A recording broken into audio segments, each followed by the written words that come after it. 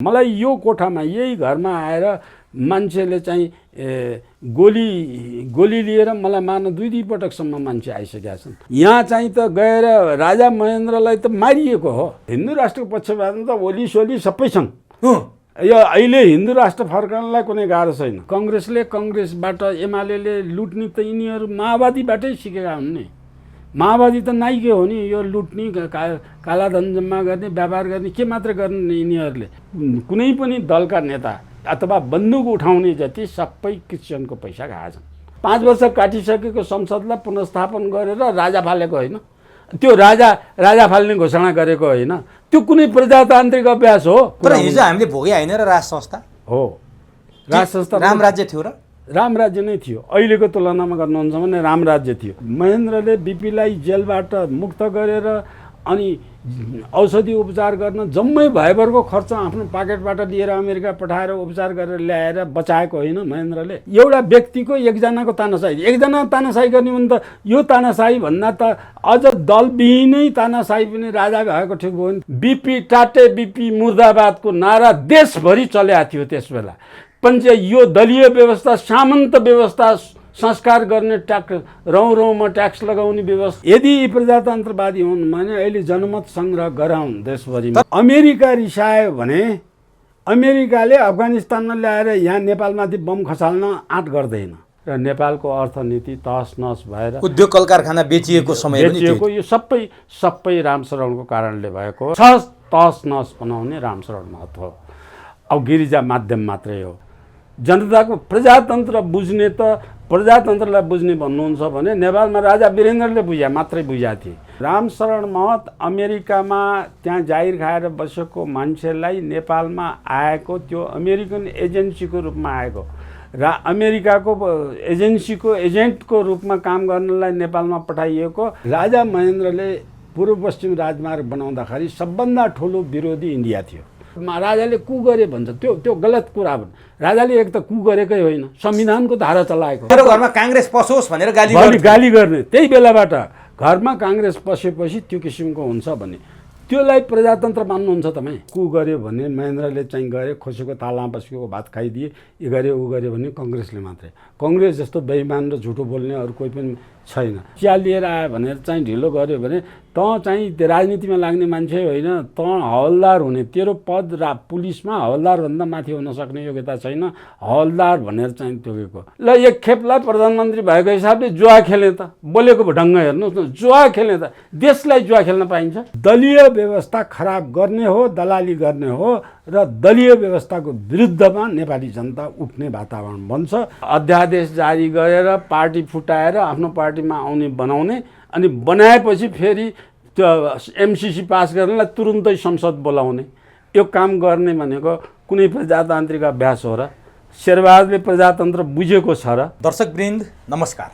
चुरो कुरोमा तपाईँलाई हार्दिक स्वागत छ। हामी चुरो कुरोमा मूलतः देशको राजनीतिक, आर्थिक, सांस्कृतिक, सामाजिक, धार्मिक विषयमा देखिएका विभिन्न किसिमका घटना परिघटना तथा विकृति विसङ्गतिको बारेमा संवाद गर्छौँ र जो अतिथिसँग हामी संवाद गर्छौँ उहाँसँग हामी तत्त विषयमा जानकारी लिएर दर्शक सामु जस्ताको तस्तै प्रसारण गर्छौँ। यति बेला देशमा एमसिसीको व्यापक चर्चा भएको छ। हुन त सन् 2017मा सम्झौता भएदेखि लगातार 4 वर्ष एमसिसीकै बारेमा बहस गरेर नेपाली जनताले, नेपाली थिङ्क ट्याङ्कले, नेपाली नेताहरूले समय बिताएका छन् र त्यो एमसिसी यति बेला डरलाग्दो रूपमा किन प्रकट भएको छ भने 2017 सेप्टेम्बरमा शेरबहादुर देउवा नेतृत्वकै सरकारले गरेको सम्झौता, फेरि शेरबहादुर प्रधानमन्त्री भएपछि एमसिसीका उपाध्यक्ष र सहायक उपाध्यक्ष यही हप्ता मात्रै नेपाल आउने चर्चाले झन् अर्को एउटा तरङ्ग पैदा भएको छ। केपी शर्मा ओली र शेरबहादुर देउवा बीचको भेटघाटले फेरि अर्को तरङ्ग पैदा भएको छ। दार्चुलामा जयसिंह धामी भारतीय एसएसबीद्वारा तुइन काटेर महाकालीमा बेपत्ता भए सरकार कानमा तेल हालेर बसेको छ, क्षतिपूर्ति दिएर पन्छिन खोजेको छ। भारतीय हेलिकप्टर दार्चुलाको आकाशमा फन्किएको छ, सरकार बेखबर छ। नेपालमा अन्तर्राष्ट्रिय हस्तक्षेप वात्तै बढ्यो भनिन्छ। जनताले आफ्नो क्षेत्रबाट के गर्ने, बुद्धिजीवीले के गर्ने, यति बेला एउटा चिन्ता र जल्दो बल्दो विषय बनेको छ। यी र यस्तै विषयमा केन्द्रित भएर आज हामी राजनीतिक विश्लेषक प्राध्यापक डाक्टर शास्त्रदत्त पन्तसँग चुरो कुरोमा संवाद गर्दैछौँ। हामी डाक्टर साहबसँग चुरो कुरोमा यो विषयको चुरो कुरो निकाल्ने प्रयासमा रहनेछौँ। सबभन्दा पहिले म प्राध्यापक डाक्टर शास्त्रदत्त पन्तलाई चुरो कुरोमा स्वागत गर्छु। डाक्टर साहब, तपाईँलाई चुरो कुरोमा हार्दिक स्वागत छ। धन्यवाद। डाक्टर साहबसँग चुरो कुरोमा म पहिलोपटक संवाद गर्दैछु। यसअघि हामी अन्यत्र कुनै च्यानलमा डाक्टर साहबसँग संवाद गरेका थियौँ, जुन कुरा नेपाली दर्शकका लागि अत्यन्तै कोसेढुङ्गा साबित भएका छन्। राष्ट्रवादको सवालमा डाक्टर साहब जसरी राष्ट्रवादको विषयमा चट्टानी अडानका साथ उभिनु भएको छ, दर्शकले, जनताले त्यसलाई एउटा आशाको रूपमा हेरेका छन्। अहिले डाक्टर साहब 4 वर्ष अगाडि सम्झौता भएको एमसिसीले फेरि टाउको उठाउन थाल्यो। शेरबहादुर देउवाको नेतृत्वमा भएको सम्झौता शेरबहादुर देउवाकै नेतृत्वमा फेरि संसदबाट पारित भइहाल्छ कि भनेर मान्छेहरू तराई छन्, त्रसित छन्, आतंकित छन्। वास्तवमा हुन लाग्यो के हो डाक्टर साहब? एमसिसीका उपाध्यक्ष र सहायक उपाध्यक्ष नेपाल भ्रमणमा आउँदैछन्। यसले के सङ्केत गर्छ? मैले यहाँबाट सुरु गरेँ। अब यो त अब नेपालमा विरोध, एमसिसीको चर्को विरोध भएको हुनाले विरोध साम्य गर्न आउँदालाई क्रमशः त्यो माथि, त्योभन्दा त्यसभन्दा पहिले अमेरिकाको परराष्ट्र मन्त्री इन्डियामा आएको बेलामा पनि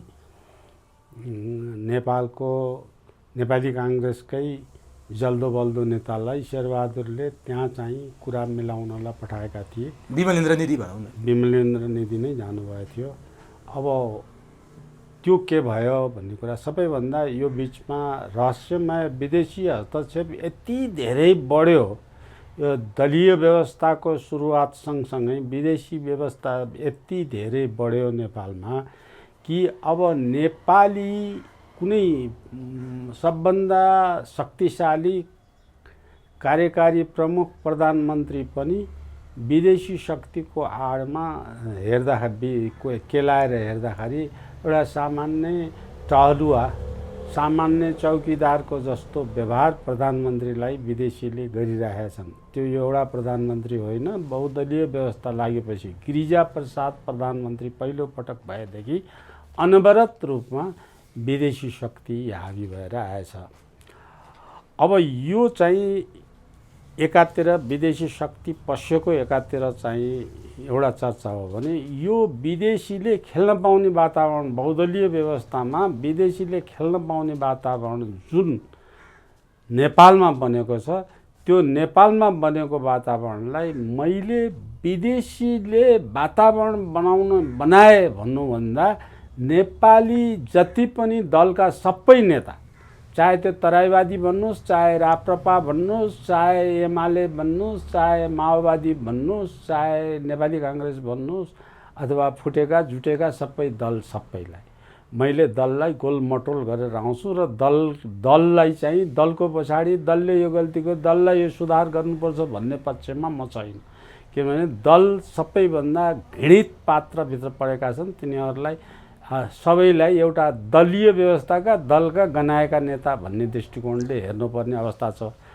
त्यो अवस्थामा मैले यहाँनिर भन्न खोजेको कुरा के भने, विदेशी पस्ने चाहिँ त यहाँ चाहिँ नेपालका दलका नेताले वेश्यालय खोलेको भएर विदेशीले त्यहाँ मोज गर्न आएका हुन्।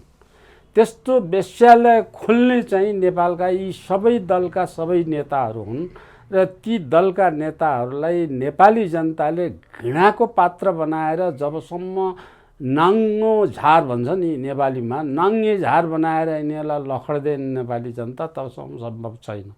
नेपाली जनता फेरि त्यति सचेत भए जस्तो मलाई लाग्दैन। मत हाल्ने जनता आखिरी आएर चाहिँ एक गिलास रक्सी र एक प्लेट रायोको मासु खान पाए भने एउटा भोट हालिहाल्छन्। कतिपय जनतामा यिनीहरू सत्तामा बस्नेहरूको एउटा संस्कार के भने पैसा भए चुनाव जितिन्छ भन्ने हुन्छ र पैसा सत्तामा बस्ने भनेको पैसा कमाउनलाई हो भन्ने यिनीहरू दलहरूले मानसिक रूप बनाएका छन्।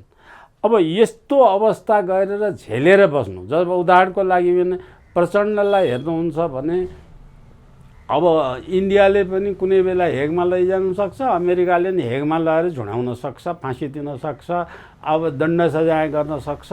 त्यो धारमा बसेको मानिस त्यो अवस्थामा राख्नुको मतलब यस्तै एमसिसी जस्तालाई अथवा भारतले आफूले लिनुपर्ने महाकाली नदीको भूक्षेत्र, आधा नदीको भूक्षेत्र र महाकाली नदीको जल इन्डियालाई चाहियो, दिए यिनीहरूले।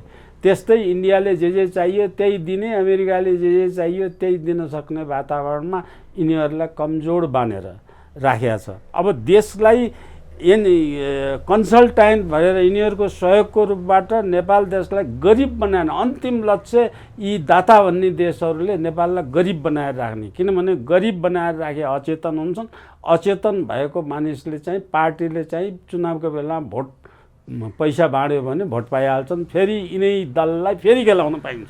यो एकपटक मात्र होइन कि बार बार खेलाउन पाइन्छ भन्ने विदेशीहरूको शक्ति। यो त विदेशीको सोच भयो डाक्टर साहब। यिनीहरूलाई खेलाउन सकिन्छ, यिनीहरूको कमजोरी यो छ, खान पाएपछि बिकिहाल्छन् भन्ने विदेशीले भयो। यिनीहरूलाई चाहिँ के बाध्यता छ कि विदेशीको कठपुतली हुनुपर्ने, नेपाली जनताको नेता हुन नसक्ने, नेपालको माटोमा रम्न नसक्ने, नेपाली माटोको सुगन्धमा फुल्न नसक्ने, किन यिनीहरू विदेशीबाट सञ्चालित हुनुपर्ने बाध्यतामा पुगे डाक्टर साहब? यो क्षमता, यसलाई छोटकरीमा भन्नुहुन्छ भने यिनीहरूसँग क्षमता छैन, आत्मबल छैन। यिनीहरूसँग कति क्षमता छैन, यिनीहरूलाई कोदालो खोल्ने, हलो जोत्ने क्षमता छैन। खेतबारी बाँझे छोडेर चाहिँ बाहिर चाहिँ झन्डा बोकेर हिँड्छन्।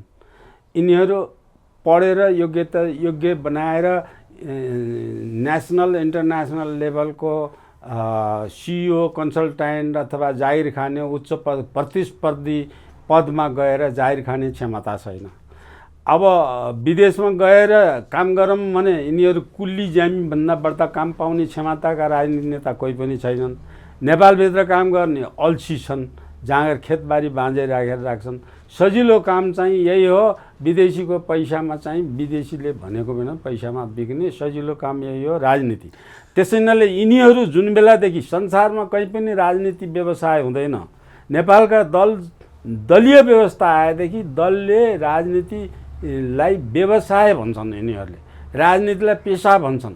राजनीतिका कर्मचारीहरूले, राजनीतिमा लाग्ने सांसद मन्त्रीहरूले पाउने पारिश्रमिकलाई तलब भन्छन्।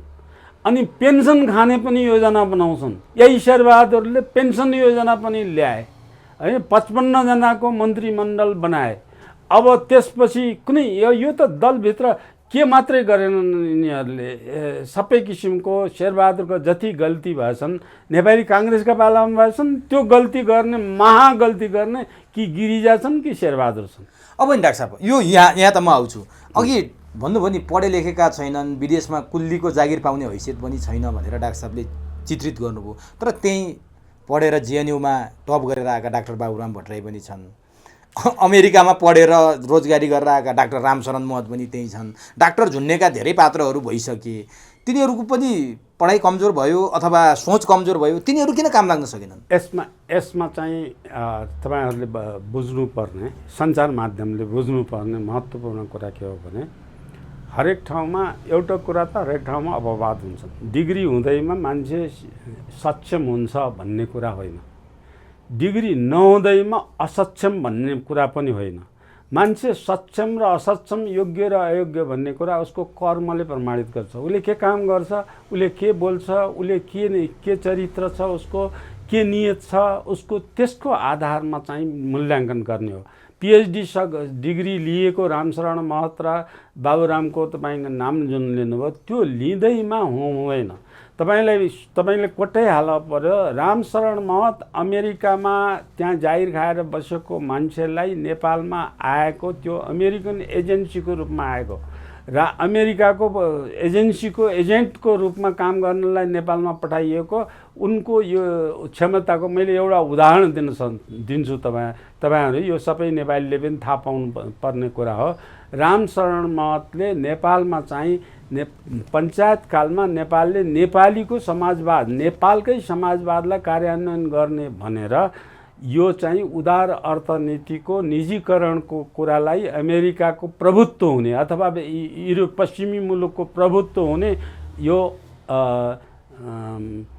नेपाललाई शोषण गर्ने प्रवृत्तिमा चाहिँ मान्यता दिएको थिएन। अलिअलि भने जस्तो गरेर थोरै यिनी काम गरेर यिनीहरूलाई अल्झाएर राखेका थियो।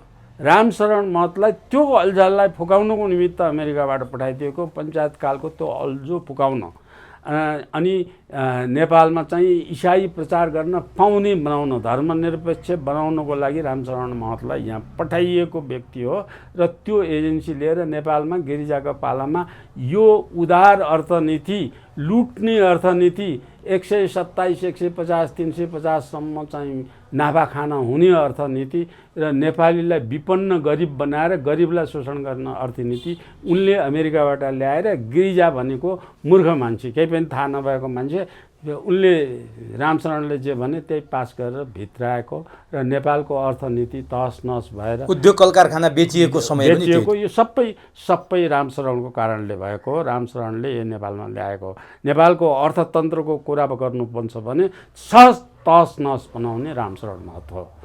अब गिरिजा माध्यम मात्रै हो। अब रामशरण महतको एउटा घटना सुनाउँछु। उनले कति झुटो पढेका छन् भनेर मैले यसकारण मान्दैन। रामशरण महतका भाइहरू दुईटै पिएचडी छन्। यति मान्दैन कि 2047 सालमा बहुदलीय व्यवस्था हुने बित्तिकै रामशरण महत अर्थमन्त्री भएर एउटा कार्यक्रममा म र रामशरण महत सँगै थियौँ। हजुर। अब रामशरण महतले त्यो कार्यक्रममा मन्त्रीको पदबाट के भने त्यसबेला अमेरिकी पञ्चायतकालमा को अन्तिम अवस्थामा $1 को नेपाली रुपियाँ 27 रुपियाँ हुन्थ्यो। नेपाली 27 रुपियाँ भएको बेलामा त्यस बेलामा पञ्चायतकालले $1 अरब अन्तर्राष्ट्रिय कोषमा सञ्चितमा चाहिँ नेपालको पुँजीको रूपमा $1 अरब राखेको थियो। त्यसको हिसाब नेपाली रुपियाँमा नेपालमा राखिन्छ। 1 अरब भनेको नेपाली रुपियाँमा 27 अरब भयो त्यस बेलाको हिसाबले। अब त्यसलाई रामशरण महतले के भने रामशरण महतले उदार अर्थनीति ल्याएर नेपालमा गडबड गरिसकेपछि त्यति बिचमा 6-8 महिनाको बिचमा नै अमेरिकी $1 को नेपाली त्यसबेला 47 रुपियाँ भयो थियो। त्यो 5-6 महिनामा 27बाट 47 रुपियाँ भयो। अब रामशरणले के भाषण गरे त्यहाँ भने पञ्चायतकालमा जम्मा चाहिँ 27 अरब रुपियाँ सञ्चित कोषमा थियो। हामी बहुदल आइसकेपछि त्यो बढेर 47 अरब भएको छ। हामीले कति प्रगति गरिसक्यौँ भनेर भाषण दिए। अब सामान्यतया डलरमा त 1 अरबको 1 अरबै थियो। हजुर। यिनीहरूको लापरवाही कमजोरीको लापरवाहीको कारणले डलरको भाउ घटेर नेपाली रुपियाँ $47 को मूल 47 भएर 47 अरब भएको त कन्भर्सन मुद्रामा मात्रै हो। माने पढेको मान्छेले यस्तो झुटो बोल्छ, सफेद झुट, यति असत्य कुराहरू बोल्छ, यस्तो सफा कुराहरू बोल्छ। अब यी कुराहरूले यिनीहरूलाई मैले पढेको अब तपाईँले डाक्टर बाबुरामको कुरा गर्नुहुन्छ। बाबुरामले नेपालको अर्थतन्त्रै नबुझिकन इन्डियासँग गएर अब यो चाहिँ बिप्पा सम्झौता गरे। बिप्पा सम्झौता गरेर यहाँ विरोध भएर सबैले गाली गलौज गरेर जसरी माओवादी फुट्यो नै त्यो भएर गाली गरेपछि ल एक खेपलाई प्रधानमन्त्री भएको हिसाबले जुवा खेले त। बोलेको ढङ्ग हेर्नुहोस् न, जुवा खेले त। देशलाई जुवा खेल्न पाइन्छ? अब अर्को पटक प्रश्न फेरि त्यसको प्रति प्रश्न हुँदै जाँदाखेरि मैले चाहिँ त अब नेपालको साँचो विदेशीको हातमा रहेछ अनि मैले गर्न नसकेको पनि भने। अनि त्यो भनिसकेपछि एकैछिनपछि फेरि 2-4 दिनपछि के पनि भने अब नेपाल चाहिँ कि मर्ज हुँदैछ कि चीनतिर मर्ज हुन्छ कि इन्डियातिर मर्ज हुन्छ भनेर पनि भने। अब यो भनेकोलाई सञ्चार माध्यमले नेपाली जनताले यस्तो बोल्ने, यस्तो बेढङ्गी कुरा गर्ने, यस्तो अनैतिक काम कुरा गर्ने, अब यस किसिमको कुरा जे मनलाई त्यही गर्ने मान्छेलाई तपाईँले पढे लेखेको भन्नुहुन्छ। डिग्री होल्ड गरेको, एसएलसी टप गरेको मान्छे हो, पञ्चायत कालको छात्रवृत्तिमा पिएचडीसम्म पढेको मान्छे हो, इन्जिनियर हो। अब त्यसलाई अर्को शब्दमा के बताउन चाहन्छु भने यी पढे लेखेका भने राजनीतिमा लाएर झुन्डिएर जुन चाहिँ बचिया छन् ती झन्ठुला दलाल छन्। ती झन्ठुला अहिले भर्खरै उपचार गर्न भनेर इन्डियामा गएका बाबुरामले अब त्यहाँ चाहिँ इन्डियाको अब भारतीय भाजपाको सरकारलाई अब त्यो उसको यति गाली गरे, यति उ गरे, अब त्यहाँ चाहिँ चौथाइवालेलाई त तल्लो स्तरका शब्द प्रयोग गरेर गाली गरे आएर चौथाइले यहाँ नेपालमा आएर त भेट पनि गरेनन्, उनलाई वास्ता पनि गरेनन्, त्यो गणनै गरेनन्। मैले भने जस्तो त्यो असक्षम हो, अयोग्य हो, अपठित हो, मूर्ख हो। त्यसकारण उनीहरूले मूर्ख साबित गरेर त्यसलाई भेटेनन्, त्यसका कुरा सुनेनन्। भनेपछि पढाइको कहाँ मूल्याङ्कन कामले काम कति छ, बुद्धि कति, मलाई चाहिँ बुद्धि कसरी छ, त्यसले कसरी काम गर्छ भन्ने कुरा बुझ्नु पर्यो नि। यिनीहरूभन्दा त भारतमा त्यति कम पढेका मान्छे पनि छन् ठुल्ठुला ओहदामा, तर त्यो तिनीहरूले कामले चाहिँ गरेका छन्। अब नि डाक्टर साहब, जस्तो रामशरणको चरित्र चित्रण गरिहाल्नुभयो। मैले यो रामशरणलाई किन जोड्न खोजेँ भने केही दिन यता आएर रामशरण एमसिसी चाँडो पास गर्नुपर्छ भन्ने कुरामा वकालत गरिरहेछन्। अघि तपाईँले अमेरिकी एजेन्सीको काम गर्न आएका हुन् भन्ने कुरा पुष्टि हुन थाले हो कि के का लागि उनी एमसिसीको पक्षमा बोल्दैछ? होइन, त्यो मात्रै होइन, अब ऊ त एजेन्ट नै हो। अब नेपालमा यो लिबरल इकोनोमीको एक्सप्लाइटेसन कन्सेप्ट नेपालमा ल्याएर नेपालको अर्थतन्त्र तहस नहस गर्ने मान्छेको सूत्रधार ऊ नै हो। अब शेरबहादुर जहाँसँग छ,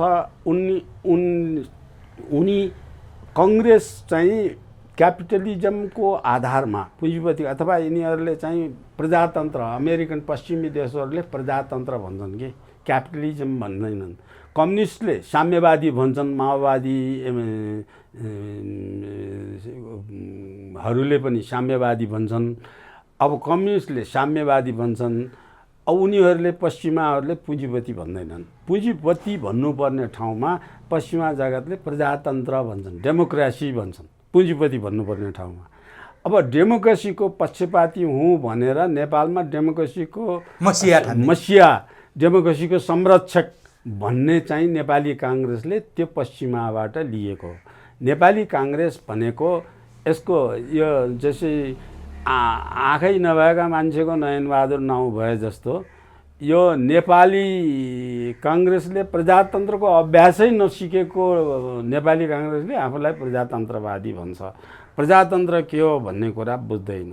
अहिले शेरबहादुरले प्रजातन्त्र बुझेका छन् भने त्यहाँ चाहिँ केपी ओलीले गरे जस्तै चाहिँ दल फुटाएर आफ्नो पार्टी जोगाउनको निमित्त संसद भङ्ग गरेर विघटन गरेर अनि अध्यादेश जारी गरेर पार्टी फुटाएर आफ्नो पार्टीमा आउने बनाउने, अनि बनाएपछि फेरि त्यो एमसिसी पास गर्नलाई तुरुन्तै संसद बोलाउने, यो काम गर्ने भनेको कुनै प्रजातान्त्रिक अभ्यास हो र? शेरबहादुरले प्रजातन्त्र बुझेको छ र? जनताको प्रजातन्त्र बुझ्ने त प्रजातन्त्रलाई बुझ्ने भन्नुहुन्छ भने नेपालमा राजा वीरेन्द्रले मात्रै बुझाएको थिए। प्रजातन्त्रको अर्थ राजा महेन्द्रले मात्रै बुझाएको थिए। अहिले तत्कालीन जनताको मत त घटना विशेष परिवर्तन भइरहेको छ, जनताको सोच परिवर्तन भइरहेको छ।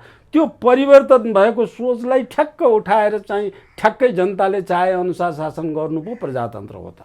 प्रजातन्त्रमा त्यो सोच हुन्छ। 15 सालको परिवर्तन किन ल्याएको भन्ने कुरामा तपाईँले 15 सालमा नेपालको पुरा नेपाल पैदल भ्रमण गरे राजा महेन्द्रले। आफू एक्लै प्रजातन्त्र भ्रमण गरेनन्, गिरिजाप्रसाद कोइरालालाई पनि सँगसँगै नेपाल घुमाएर लिए। गिरिजा कि बिपी? बिपी, सरी मैले गिरिजा भन्न आएछ। बिपीलाई लिएर नेपालभरि चाहिँ उनले घुमाएर देखे। हरेक ठाउँमा बिपीलाई किन लगेको थिए भन्दा बिपी टाटे बिपी मुर्दाबादको नारा देशभरि चलेको थियो त्यस बेला। यो दलीय व्यवस्था, सामन्त व्यवस्था, संस्कार गर्ने ट्याक्स, रौँमा ट्याक्स लगाउने व्यवस्था अहिलेको जस्तै थियो ठ्याक्कै। अहिले पनि त्यस्तै छ नि, दलप्रति मान्छे एकदम ठ्याक्कै छ, एकदम ठ्याक्कै छ। त्यो जनतालाई राजा महेन्द्र यति प्रजातन्त्रवादी थिए, जनताले यसो भने तिमीलाई भएन भनेर राजाले भनेर सँगै देश घुमाएर देखाइदिए, सँगै अगाडि देखाए। भनेपछि डाक्टर साहब अहिले पनि राजा महेन्द्रको खाँचो खड्किएको हो नेपालमा, किनभने त्यति बेला दलको विरुद्ध जनताहरू उत्रिँदा राजा महेन्द्रले टेक ओभर गरे। त्यो अहिले आउला म त्यसै गरी अहिले पनि ठ्याक्कै त्यस्तै अवस्था छ भनेपछि राजा महेन्द्र जस्तो पात्रको खाँचो भएको यति बेला देशमा त्यही कुरा हुन्छ भन्ने कुरालाई, त्यो कुरा हुन्छ भन्ने कुरा रहले एनालाइसिस गर्यो, इन्डियाका हिस्टोरिसियनले एनालाइसिस गरे, इन्डियाका चाहिँ विज्ञहरूले, पार्टीका दलाल हुन्छन् नि त्यहाँ इन्डियामा पनि पार्टीका विज्ञहरू, तिनीहरूले चाहिँ एनालाइसिस गरे राज संस्था नफालिकन यो चाहिँ इन्डियाले भने जस्तो नेपालमा गर्न सक्दैन। 17 साल दोहोरिन्छ भनेर तिनीहरू डराए। 17 साल दोहोरिन्छ भन्ने त एउटा कुरा भयो। यस्तो हामीले मनपरी गरेको केही पनि राजाले सहन्न, हामीले जे मन लाग्यो त्यही गर्न पाउँदैनौँ, परेपछि दोहोरिन्छ। 17 साल दोहोरिने अहिलेको अवस्था आयो भने त 17 साल दोहोरिने अवस्था पनि हुन्छ नि। उनले जे पनि गर्न हुने, मरेको संसदलाई चाहिँ पुनर्स्थापन गरायो नि इन्डियाको चाहिँ आएर। अब पुनर्स्थापन गरेर 5 वर्ष संसदको निर्वाचनको एउटा समयकाल, 5 वर्ष काटिसकेको संसदलाई पुनर्स्थापन गरेर राजा फालेको होइन, त्यो राजा फाल्ने घोषणा गरेको होइन, त्यो कुनै प्रजातान्त्रिक अभ्यास हो। त्यसमा कङ्ग्रेसमा जिउँदो भनेको 2 जना मान्छे थिए, को डाक्टर? कृष्णप्रसाद भट्टराई र यो पिएल सिंह। तिनीहरूले यो मरेको संसद बितेको ठाउँमा मसान हुन्छ, त्यो मसानबाट हामी जान्नौँ भनेर बसेका 2टा मात्रै कङ्ग्रेसमा चाहिँ अलि प्रजातन्त्र बुझेको मान्छे रहेछ भन्ने देखियो। अरू त प्रजातन्त्र नबुझेको, जम्मै लुट्ने खाने, ब्रह्मलुट गर्ने, मोज मस्ती गर्ने, त्यसकै लागि सत्ता हुने, राणा हुने, श्रीतिन हुने। राणामा एउटा गुण थियो, राणाले वेद पुराण गीता धर्ममा लेखेको कुरामा पाप लाग्छ भन्ने कुरामा धर्म मान्थे, पाप पुण्यको चाहिँ उनीहरूमा त्यो डर थियो। यी त धर्म पनि मान्दैनन्, ऊ पनि मान्दैनन्, सबै क्रिस्चियन। व्यवहारमा एमाले माओवादी सबै क्रिस्चियन छन्। क्रिस्चियन किन छन् भने क्रिस्चियनसँग पैसा छ, यति पैसा धेरै छ कि क्रिस्चियनमा, क्रिस्चियनको वर्ल्डको पैसा जम्मा गर्ने हो भने अमेरिका गभर्मेन्टभन्दा धनी छन्, त्यति त्यो पैसा छ। उनीहरूले जसरी चाहिँ आइएसले विश्वमा मुस्लिम बनाएर, विश्व नै मुस्लिम बनाएर मुसलमानको मात्रै शासन गर्ने भनेर आइएसआई लागेको छ, त्यस्तै क्रिस्चियन मिसन यो बेलामा कसरी त लागेको छ भने विश्वलाई क्रिस्चियनाइज गरेर विश्वको सरकार क्रिस्चियनको सरकार बनाएर क्यापिटलिजमको विश्व बनाउने यो हरूको आएछ। अब यो ट्विन टावर 2009 को 11 को घटना, 11 सेप्टेम्बरको घटना जुन छ, त्यो घटना त यही क्रिस्चियनाइजेसन गराउने र मुसलमानाइजेसन गराउनेको बिचको द्वन्द्व हो नि। त्यो चाहिँ द्वन्द्व सकिएको छैन, त्यो द्वन्द्व पनि सकिने अवस्थामा छैन। अब हामी चाहिँ धर्मावलम्बी हो, हाम्रो मातहत हो, क्रिस्चियन भए पनि सम्प्रदाय हो, मुसलमान पनि सम्प्रदाय हो, हामी सम्प्रदाय होइन, हामी धर्म हो। हामीले मानेको शाश्वत सत्य हो, सत्य धर्म मान्छौँ। हामीले प्रकृतिले बनाएको नियमसित आएको धर्म मान्छौँ, त्यो धर्म प्रकृतिले बनाएको धर्मको विधानलाई हामीले वेद भन्छौँ। अब हामीले धर्म परिवर्तन हुने विषय नै मान्दैनौँ।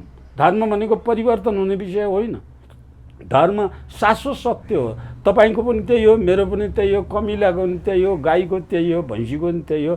शाश्वत सत्यमा चाहिँ रु उत बेचे यो फलफुल सबै जति छन् सबैको धर्म त्यो प्रकृतिले बनाएको नियमअनुसार हुन्छ। धर्म भनेको तपाईँ गर्भाधान हुन्छ, अनि त्यसपछि जन्मिन्छ, बिस्तारै बढ्छ, अनि यो सिस्टम शारीरिक सिस्टम बनाएको छ, त्यो धर्म अन्तर्गत आउँछ। सूर्य उदय हुन्छ, सूर्य अस्ताय हुन्छ, चन्द्रमा आउँछ, तिथि बार नक्षत्र घुम्दै आउँछन्, त्यो धार्मिक नियम हो। पानी ओह्रालोमा बस्छ, धार्मिक नियम, हामीले मान्ने शाश्वत सत्य हो। अब धर्मको कुरा गर्नुभयो, यिनी सबै क्रिस्चियन भन्नुभयो। अहिले नेकपा एमाले फुट्दै गर्दाखेरि यो कुरा टड्गारो रूपमा आएको छ। ओली पक्षले माधव पक्षलाई क्रिस्चियनको आरोप लगाएको छ, यी क्रिस्चियन धर्मावलम्बी हुन् भनेर आरोप लगाए भनेर माधव नेपाल स्वयंले बोलेका छन्। ओली पक्षका नेताहरूले माधव नेपालले होली वाइन खाए, विश्वका कति देश क्रिस्चियनको नाममा घुमे भनिरहेछन्। माधवलाई फुट्न इन्करेज गर्ने मेटमणि चौधरी क्रिस्चियनसँग जोडिएको भन्ने कुरा छताछुल्ल सार्वजनिक भइसक्यो। ओली पक्षले भनेको आरोप सत्य हो अथवा माधव पक्षले ओली पक्षले लगाएको आरोप गलत हो, हामीले क्रिस्चियन करार गर्न भने सत्य हो, अथवा केपी ओली पनि होली वाइनमा जोडिएका छन्, काङ्ग्रेस पनि त्यस्तै छ, माओवादी क्रिस्चियनले चलाएको भनेर तपाईँले भन्नुहुन्छ। यो वास्तवमा के छ डाक्टर साहब? को क्रिस्चियन हो, को हिन्दू हो दलहरूमा? मैले आरोप प्रत्यारोपको कुरा गरेँ नि। यो जो ज्ञान भएर कुरा बुझेर गहिराई बुझेर बसेको छ त्यसले धर्मको अर्थ बुझा हुन्छ। जो क्षणिक पैसाको पछाडि लाग्छ, क्षणिक प्रलोभनमा बिक्री हुन्छ, अनि स्वार्थी छ, अनि त्यसपछि मोज मस्तीमा विश्वास गर्छ, तिनीहरू सजिलै क्रिस्चियन हुन्छन्। अब क्रिस्चियन त हेर्नुहोस् व्यवहारमा तपाईँ पनि म पनि क्रिस्चियन चाहिँ व्यवहारमा भएछौँ। त्यो चाहिँ एउटा भलले छोपेर आएको अवस्थामा हामी छौँ। हामीले चाहिँ चुलो चौका छोड्यौँ, टेबलमा खान लाग्यौँ, त्यो पनि क्रिस्चियनको एउटा भाग हो।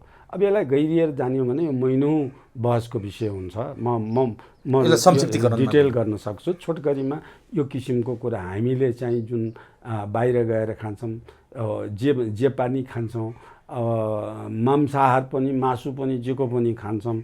अब औषधि उपचार गर्ने पद्धतिमा पैसाको व्यापारको पद्धति, शिक्षा पैसामा लिएर पैसो नभइकन पढ्न नपाउने वातावरणमा हामीले आफ्ना छोराछोरी त्यही पैसामा पढाइरहेछौँ। हामीले पनि स्वीकारिरहेछौँ नि, जानी नजानी बाध्यात्मक रूपले।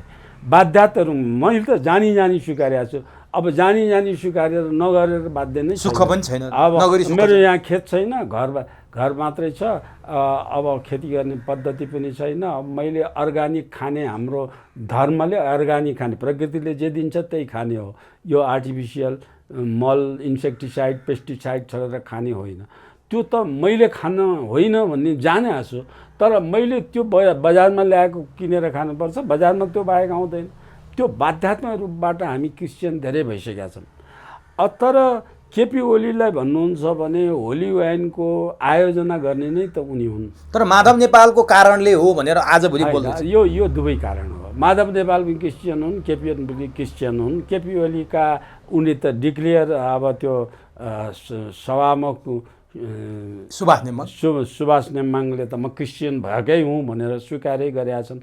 अब यी सबै के भने राजनीति, जुन दलीय राजनीतिमा जाँदाखेरि यिनीहरूले विद्रोहबाट आएका, यस राजनीतिलाई दुई भागमा बाँड्न सक्छ। जो विद्रोहबाट नआएर प्रजातान्त्रिक अभ्यासमा शान्तिपूर्व अहिले धनाधन दर्ता भएका, सडकमा कराएर हिँडेका, यो सबैको विरोध गर्ने साना दलहरू जो चुनावमा भाग लिइसकेकै छैनन्, ती दलहरूमा प्रजातान्त्रिक अभ्यासको केही चर्चा पाइन्छ। तर तिनलाई पारख्ने कहिले हो भने तिनीलाई सत्तामा पठाएर तिनले काम गरेको कामबाट मात्र पारखिन्छ। अहिले मुखले भन्दैमा पत्याउन सक्ने अवस्था त छैन। तर जो बन्दुक उठाएर आयो, नेपाली काङ्ग्रेसले 2 पटक बन्दुक उठाएर आयो राज संस्था विरोधमा। राजा वीरेन्द्र, राजा महेन्द्रलाई बम हान्यो। अब त्यो ठुलो जुक्ति, ठुलो भाग्यले बचेका हुन्। अब अहिले दरबार हत्याकाण्ड भएकोमा यिनीहरूको हात छैन भन्ने ठाउँ पनि छैन। यिनीहरूको प्रत्यक्ष अप्रत्यक्ष हात छ, विदेशीको नि हात छ। अब विदेशीमा पनि यहाँ चाहिँ हामीले शङ्का गरेको एजेन्सीमाथि अन्तर्राष्ट्रिय एजेन्सीलाई पनि हेल्प लिएर गरेको भन्ने कुरा पनि यावत छन्। अब नेपालको तर्फबाट धेरै कमजोरी यो भइरहेका छन्। यी किसिमको कुरा एकातिरपट्टिमा छ।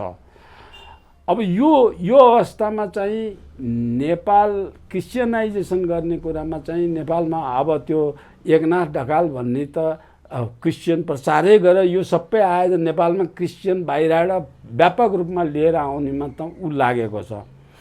अब माधव नेपाल मात्रै होइन, कुनै पनि दलका नेता अथवा बन्दुक उठाउने जति सबै क्रिस्चियनको पैसा खाएछन्। थोरै धेरै होला, मात्र थोरै धेरै होला। मैले चाहिँ ऊ गर्दाखेरि यिनीहरूले चाहिँ पैसाको यिनीहरूसँग कमी नै छैन कि यिनीहरूले भने पैसा जसले जति भन्छ त्यति पैसा पाउँछन्। माओवादीले यत्रो द्वन्द्व गर्दा माओवादीलाई जम्मै हतियार र चाहिने सबै खर्च क्रिस्चियनहरूले दिएका हुन्। योजना मिलाउने काम सबै रहले गरेको हो। इन्डियामा बसेर यो सबै किसिमको काम कुराहरू गरेको। अब यो अवस्थामा अब केपी ओलीले म क्रिस्चियन होइन भन्छन् भने केपी ओलीले लिएको 1 करोड रुपियाँको पुरस्कार फिर्ता गर। अनि यो मैले गल्ती गरेछु, नबुझेर लिएछु भन्ने फिर्ता गर्यो। केपी ओलीलाई चाहिँ सुशासक भनेर दिएको होइन र उनीहरूलाई के सुशासक के कुशासक भन्ने पनि थाहा छैन। क्रिस्चियन भए हुन्छ। केपी ओलीको शर्त, उनीहरूको शर्त थियो केपी ओलीले 1500 जोडीलाई क्रिस्चियन बनाउनलाई त्यहाँ होली वाइन खान निम्ता गरेर बोलाइदिए। केपी ओलीले बोलाएका हुन् नि आफ्ना मान्छेलाई। तर केपी ओलीले पशुपतिमा गएर 130 करोडको झलरी पनि चढाए। राम र अयोध्याको बारेमा नेपाली हिन्दूहरूलाई अथवा हिन्दूहरूमा यसलाई यो भ्रम छर्ने, यी राजनीतिक नेताहरू सबै चाहिँ भ्रम छर्ने, अशुद्ध बोल्ने, झुटो बोल्ने, बेइमान गर्ने, कुनै पनि ठेगान नभएका हुन्छन्। त्यो ठेगानभित्र चाहिँ लिएर जाने पशुपतिलाई सुनको गजुर गराए उनको खल्तीको पैसा होइन, सरकारी पैसा सरकारी कोषमा राखेको त्यो दिएर हिन्दूको त्यो यो त एउटा के भने चलबाजी हो। एउटा चलबाजी के हो भन्दाखेरि चाहिँ अब राजा पक्षधरमा धेरै जनता छन्, अब म हिन्दू धर्म पक्षधरमा धेरैजना त छन्। अर्को चुनावमा फेरि भोटमा पनि पहिलो चुनावमा चाहिँ इन्डिया इन्डियन भएर चाइनामा गएर चाहिँ त्यो 7वटा नाका खोले बापत भोट दिए नेपाली जनताले। राष्ट्रवादी सोच भएकाले इमान्दारपूर्वक भोट दिए। यो मान्छे सक्कली राष्ट्रवादी, जसरी मरिचमानलाई मान्थे त्यस्तै गरेर यसलाई माने। अब यो सक्कली राष्ट्रवादी भनेर पाएको भोटको अब त्यो त च्याप्टर अन्त्य भयो जब इन्डियाबाट झुकेर इन्डियाको आत्मसमर्पण गरेर इन्डियाको एजेन्सी नै भएर काम गरेर प्रशस्त देखिएपछि त्योबाट भोट त आउँदैन। अब भोट कहाँबाट आउने भने राजा पक्षधर हिन्दू राष्ट्र भएर आउने। यिनी हिन्दू राष्ट्र पक्षधर राजा पक्षधर हो भने त्यो शक्तिमा गएको बेला यो परिवर्तन प्रधानमन्त्री 2/3 भएको बेला संविधान संशोधन गरेर हिन्दू अधिराज्य नै किन बनाएन त केपी ओलीले? त्यो आँट गर्नु पर्यो नि, ड्याममै आँट गरेर ठोक्यो भए त फेरि अँगालो हालेर नेपाली जनताले फेरि चुनावमा ल्याउँथ्यो नि त। त्यो मनभित्र भएको कुरा त होइन। बरु त्योभन्दा पहिला उहाँ प्रचण्डले के अरे प्रचण्डले नै अब यहाँ चाहिँ राजाको ओज जस्तो त हुँदो रहेछ राष्ट्रपतिमा, राजाको बयान गरे त्यो पनि राजाका मान्छेलाई आफूतिर तान्ने अर्को षड्यन्त्र हो। त्यो पनि षड्यन्त्र हो, जब फुटेको भित्र षड्यन्त्र हो। यिनीहरूको कुनै ठेगानै छैन। यिनीहरूको त्यसो भए नि नेपाली काङ्ग्रेसमा विमलेन्द्र निधि भन्ने पात्र धर्मनिरपेक्षताको पक्षमा बडो वकालत गर्ने पात्रका रूपमा चिनिन्छन्। उनी हिन्दू राष्ट्र सुन्न चाहँदैनन् भनेर हामी सुन्थ्यौँ, तर पछिल्लो समय उनले काङ्ग्रेसको सभापतिको दाबी गरिरहेछन्। काङ्ग्रेसको सभापति उठ्नलाई उनले सम्पर्क कार्यालय खोल्दा हिन्दू गुरुहरू र बुद्ध गुरुहरूलाई बोलाएर उनले सन्देश दिन खोजेको के हो? त्यो पनि कपट हो होइन? त्यो चाहिँ अब अहिले ए क्लासको, मैले अघि भनेको कुरा ए क्लासको क्रिस्चियनिटीको, यो तपाईँले अहिले सोध्नुभएको प्रश्न बी क्लासको क्रिस्चियनिटीको कुरा के हो भन्दाखेरि शेरबहादुरले दलितको भोट लिनको लागि एकचोटि चाहिँ दलितको 15-20 जनालाई पशुपतिमा आफ्नो पछि लगाएर हुलेर पशुपतिको पूजा गराएर ल्याएको थिए। अब वैदिक धर्ममा दलितहरू पशुपति पस्न पाइँदैन भन्ने छैन। गैर हिन्दूहरू मात्रै पस्न नपाउने हुन्, ती त हिन्दू नै हुन्। अब त्यो नौटङ्की हो, त्यो पनि नाटक हो। त्यो गरेर जम्मै दलितको नेपालको उद्धार भएर त्यो हुने अवस्था आएर त्यो भोट लिने, तिनको भोट तान्ने तरिका। अब राजा पक्ष र हिन्दू राष्ट्र पक्षधरका मान्छेलाई चाहिँ राजनीति आँखाले हेर्छु मैले। अब राजनीति आँखाले हेर्दाखेरि के देख्यो भने हिन्दू राष्ट्र हुनुपर्छ, अझ हिन्दू अधिराज्य नै हुनुपर्छ, राजासहितको हिन्दू राष्ट्र हुनुपर्छ भन्नेमा नेपाली काङ्ग्रेसका 1500 सदस्य मध्ये 750 कि 52 जनाले लिखित दस्तावेज दर्ता गरेका छन् त्यो शेरबहादुर, जुन इन्डोर्स नै भएन कार्टीहरूमा। अब तिनी जम्मै विरोधी भयो भने त आउँदो अध्यक्ष जितिन्न। आफ्नै पार्टीभित्रको कुरा छ के यसमा, उनको आफ्नै पार्टीभित्रको कुरा छ। अनि त्यो कुरालाई शेरबहादुरले त कुनामा फालेर राखेको छ। अहिलेसम्म चाहिँ त्यसलाई लिएको, त्यो सेन्टिमेन्ट क्यास गर्न मात्रै खोजेको हो। यसले पनि माने कङ्ग्रेसमा कुनै पनि इमान जमान भएका मान्छे अब नयाँ पिँढीमा आए भने मात्रै, पुरानो पिँढी कोहीमा पनि इमान जमान र असल चरित्र भएको कोही पनि छैन। अब काङ्ग्रेसको 14औं महाधिवेशनबाट आउने नेतृत्व हिन्दू राष्ट्र भनेर अगाडि आयो र त्यो एजेन्डाले जित्यो भने हिन्दू राष्ट्र फर्किने सम्भावना हुन्छ नेपालमा? हिन्दू राष्ट्र त हिन्दू राष्ट्रको पक्षमा त ओली सोली सबै छन्। यो अहिले हिन्दू राष्ट्र फर्कनलाई कुनै गाह्रो छैन। हाम्रो प्रतिवाद के भने हिन्दू राष्ट्र फर्केर हिन्दू सम्प्रदाय मात्रै फर्किन्छ के? हिन्दू सम्प्रदाय र हिन्दू धर्म फरक छ, फरक कुरा हो के।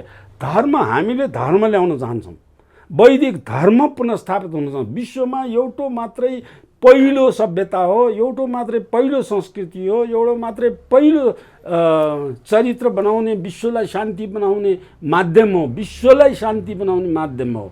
त्यो माध्यम भनेको धर्म हो। त्यो धर्मलाई हामीले पुनस्थापन गर्न चाहन्छौँ।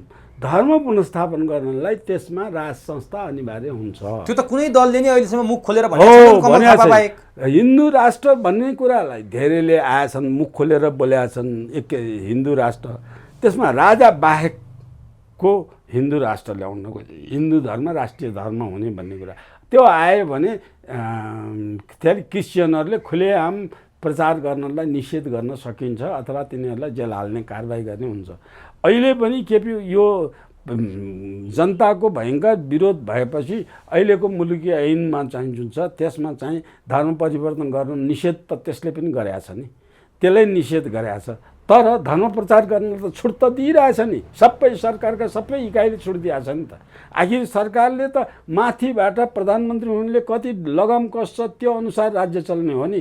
यहाँबाट भन्ने बेला कानुन बनाउने बेला जनतामा घाँस हालेर हाल्नुलाई प्रचार गर्न पाइँदैन भन्ने कानुन बनाइदिए भन्ने, अनि त्यसपछि यहाँ तल क्रिस्चियन प्रचार गरेर जम्मै यहाँ अब नेपालको गाउँ इकाइ समितिका मान्छेहरू क्रिस्चियन बनाएर तिनीहरूले चर्च बनाउनलाई सरकारी पैसाको अनुदान दिएछन् नेपालमा। तपाईँ जानुहोस् हेटौडाभित्र सबभन्दा धेरै छ त्यस्तो अनुदान दिनेमा।